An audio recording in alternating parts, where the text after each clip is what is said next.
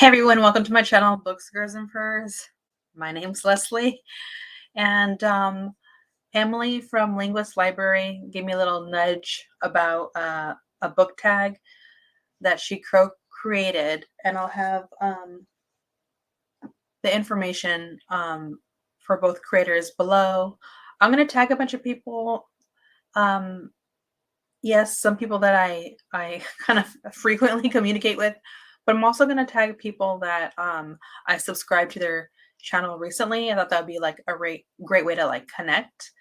Yeah, so it's beauty in the books tag, and the first prompt is beauty in concept.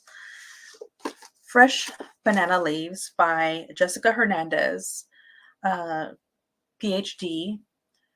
Healing Indigenous Landscapes Through Indigenous Science.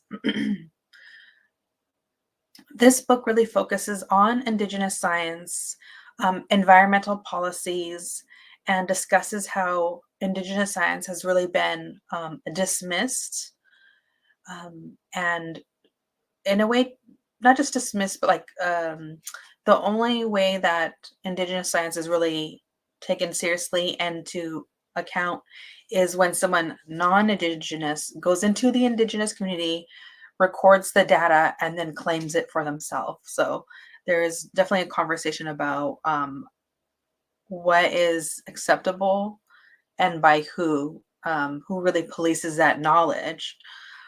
What I really loved about this in terms of beauty and the concept is, yes, the title is Fresh Banana Leaves, and the author uses banana leaves as this evolving metaphor to connect what the author is saying throughout. So the metaphor just constantly changes. It's incredibly beautiful, and there's a connection to the author's family when talking about this. There's a conversation also about, if I can remember correctly, like identity and how one is perceived. All of that really interests me. And what's so beautiful about this is that the author has really made what they're talking about accessible. So if these kind of topics feel a bit daunting for you, this is a great place to start. It's just like a very, I don't know, well organized book with complex ideas and concepts put together really beautifully in a way that's just so accessible. So that's for the first prompt. Beauty and opening line. This was a tough one because I had so many books that I went through. But I just decided to land on Giovanni's Room by James Baldwin. I have a stack of James Baldwin's books that I was going through and trying to figure out which one to choose. So that first line is, I stand at the window of this great house in the south of France as night falls, the night which is leading me to the most terrible morning of my life.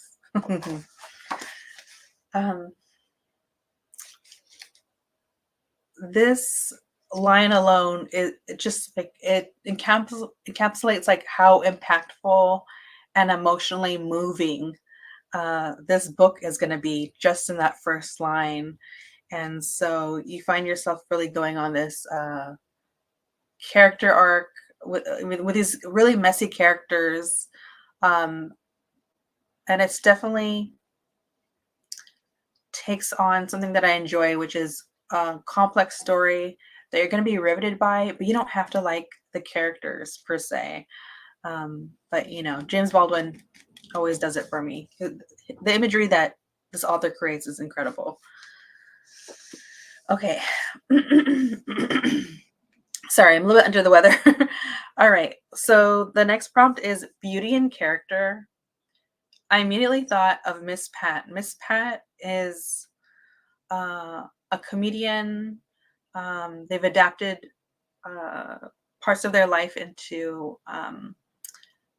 television comedy on BET Plus, BET, and it's called Rabbit. This is their memoir. So much of their stand-up comedy is about their life and how they grew up. And because of what they went through, so many people ask Miss Pat, like, well, how did you find yourself? How did you get yourself out of your situation? And ultimately, the answer is it's not enough to want to do that for yourself. It's not enough to even try to take the steps to get yourself out of a bad situation. So much of her getting out of her situation was really coming from the kindness of strangers, even that just for whatever reason she keeps saying, like, I can't believe this person even took the time to I guess help her out or help her improve herself or just like help her guide herself in a way. And it's really just these people that kind of like bumped into her life. So it's really beautiful. I would say this is a difficult read. So I usually don't tell people to look up trigger warnings because you can do it yourself. But really, some of this is very, it's a tough read. It was a tough read for me. I'm still glad I read it. I think so many people could just relate to feeling like they're in a tough spot and they can't even see like the light of how to get out of it. And so yeah, there's definitely beauty in character. There's beauty in Miss Pat, and I really do like admire her so much. All right, so the next one is Beauty and Pain.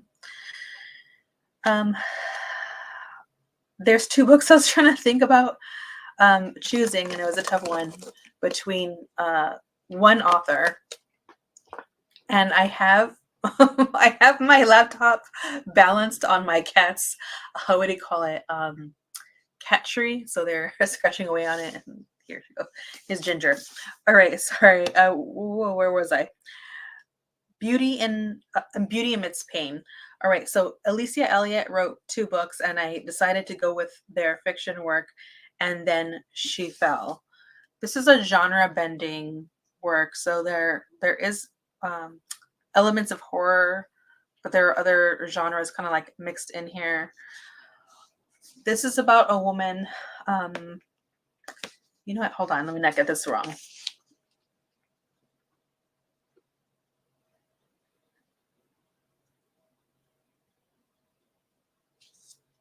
I was going to say specifically in here. All right, so this is about a woman that leaves her reservation. She's indigenous, pregnant, and married to white men. They go to the office off the res into the suburbs, and they end up dealing with a severe case of postpartum depression. And there's also a conversation of them just trying to navigate being in basically an all-white neighborhood and not having anyone to connect with within her own cultural community. And there's a lot more that goes on here.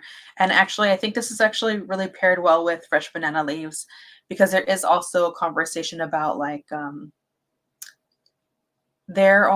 main character's experience of their culture. My cat just jumped off. Versus how academia is trying to say her culture is recorded and should be. So there's kind of like this conversation about who defines one's culture, you know. This is riveting. Again, there are some horror elements that came in. I don't know how this author wrote this because there's almost like a sci-fi element to it. I kind of feel like that's a simplistic way to discuss this. It's also like spiritual in a way. That just really worked. That was incredibly beautiful. And you know, I have a 17-year-old, so I remember what it was like giving birth and kind of having that like nowhere near what the experience of this character, but just like not feeling good and how it's not really talked about enough. There's a lot of stigma about my cats. You know, about like, oh, motherhood's beautiful, but you know, if you complain or if you're not feeling good, that it comes off like a complaint. I just feel like the author's having conversations in here that if you're going through that experience, you're going to feel seen, is what I'm trying to get at. So yeah, absolutely beautiful amidst the pain. Okay, beauty and incompleteness. I don't know if this is like the right pairing, but I'm gonna go there anyways. Michelle McNamara wrote I'll Be Gone in the Dark. This was released after the author passed away. Um, her husband championed this book being released and worked with I guess you could say the researchers that were working alongside the author to cobble this together and make sure it still held the author's voice. Um, and although this book is ultimately about the Golden State serial killer, it's just not that. The focus is more on the victims, and this is like part memoir. So it even says in the title, "One Woman's Obsessive Search for the Golden State Killer." So it's so much about the author as well as the person that she just wants to be caught. I like this approach because once again, it's not all about the gruesomeness and a focus not necessarily on the killer, but it's more on emphasis on the impact of the survivors and the victims. And that was really at the heart of what the author cared about focusing on more. Because unfortunately, when these kind of things happen, there's so much of a focus on the perpetrator rather than the victims. Yeah, so absolutely beautiful. There's a passage in here. I didn't mark it, but what really got me teary-eyed was actually something to do with the author, and that was they had like a little bit of a strained relationship with their parent, and so I felt like the author like held themselves back in a way to ever writing anything because they didn't feel like whatever they're gonna write wasn't good enough for the parent, and so they started taking the leap, to write something, and it just made me so sad to know that this author never got to see their work published. So yeah, it was just like this really beautifully painful passage that really like touched me and also speaks to sometimes you have to let go of like the expectations of others or like the disapproval of others and push back against that to pursue what you want to pursue. So I just really love that.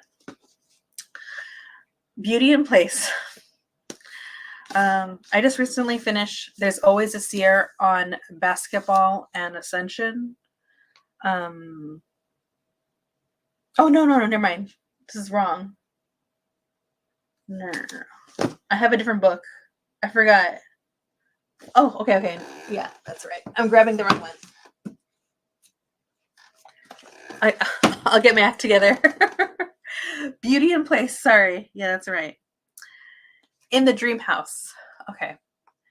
In the Dreamhouse is a memoir, and it's written in an incredibly imaginative, creative way by Carmen Maria Machado.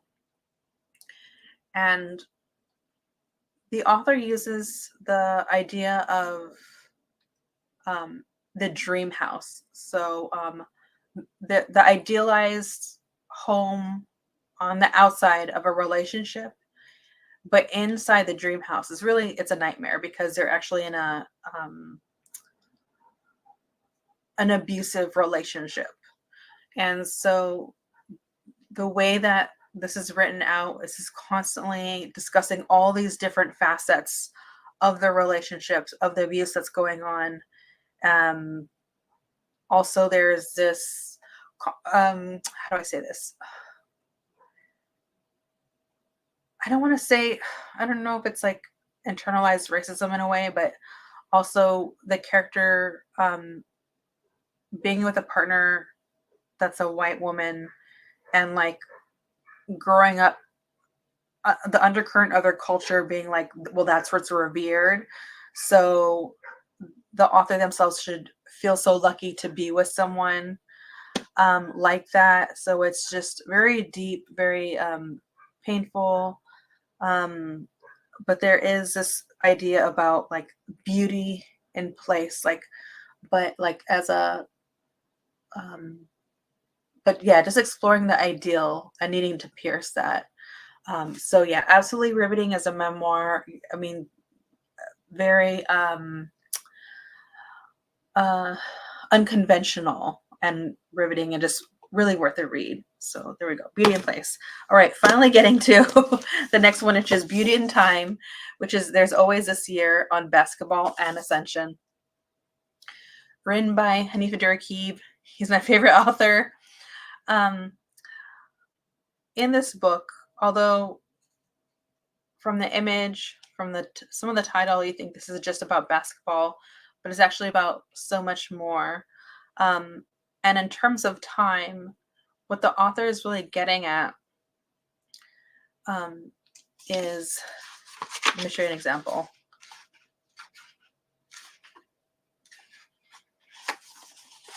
In the chapters, it's marked, I don't know if you can see it, by time, just like a clock would be counting down at a basketball game.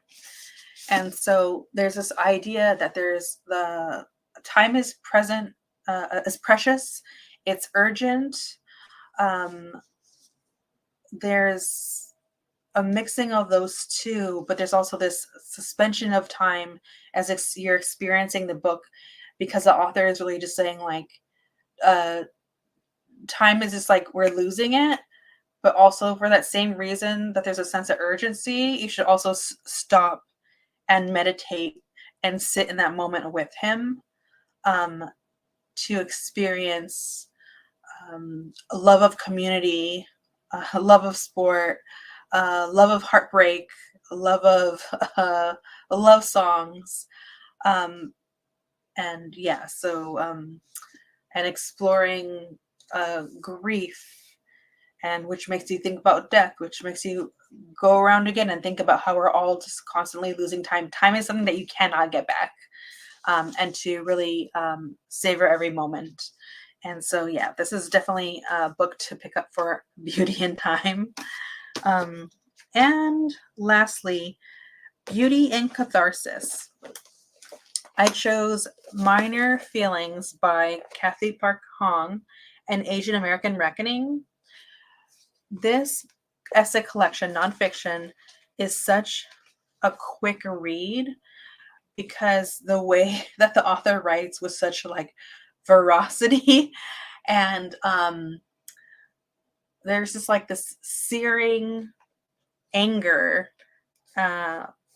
between every line, and yeah, this is definitely like takes you on a ride, takes you through this author's perspective, through their experiences, which also includes mental health struggles, and how a society at large contributes to that.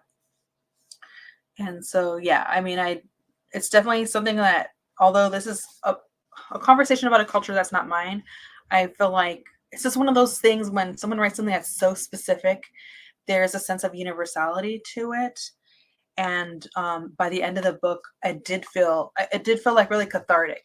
I can't explain it. I feel like the author is just saying things that they're very passionate about, but they need to get off their chest. And because they take the time to do that, it feels like there's kind of like this echo and release, a catharsis. So yeah, those are all the books I chose for this. I think I have these all upside down now. Oh my god. So yeah, here are all the books. I'm so glad for this tag. Thank you, Emily. I don't know. I always feel kind of like not sure if I should do tags or not, but once I saw your segment, it really scratched that that part of me that wanted to jump into doing this. So thank you so much. Everyone, if you're watching this, thank you so much. If you're new here, please subscribe, comment below. If you haven't read any of these books and you want to know more about them, please let me know. And I will totally start rambling on. So I'll see you.